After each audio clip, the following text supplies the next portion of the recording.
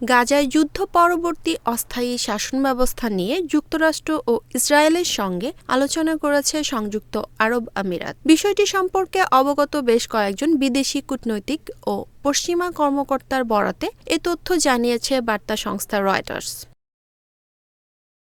গাজায় যুদ্ধের পর ইসরায়েল সেনা প্রত্যাহার করে নিলে আমিরাত এবং যুক্তরাষ্ট্রসহ অন্যান্য দেশগুলো সেখানকার পুনর্গঠন, নিরাপত্তা এবং শাসন পরিচালনা সাময়িকভাবে দেখভাল করতে পারে কিনা, বিশেষ করে ফিলিস্তিন প্রশাসন দায়িত্ব নিতে সক্ষম হওয়ার আগ পর্যন্ত কেমন ব্যবস্থা নেওয়া যায় তা নিয়ে আলোচনা হয়েছে। রয়টার্সের বিশেষ প্রতিবেদনে বলা হয়, সংযুক্ত আরব আমিরাত যুক্তরাষ্ট্রের ঘনিষ্ঠ নিরাপত্তা অংশীদার এবং ইসরায়েলের সঙ্গে কূটনৈতিক সম্পর্ক আছে দেশটির। তাছাড়া ইসরায়েলের প্রধানমন্ত্রী বেনিয়ামিন নেতানিয়াহু সরকারের ওপর আমিরাতের প্রভাব রয়েছে বলে জানিয়েছেন কূটনৈতিক ও কর্মকর্তারা। তবে আমিরাতের আলোচনা থেকে যেসব পরিকল্পনা পাওয়া গেছে সেগুলোর কোনো রূপরেখা এখনো তৈরি হয়নি।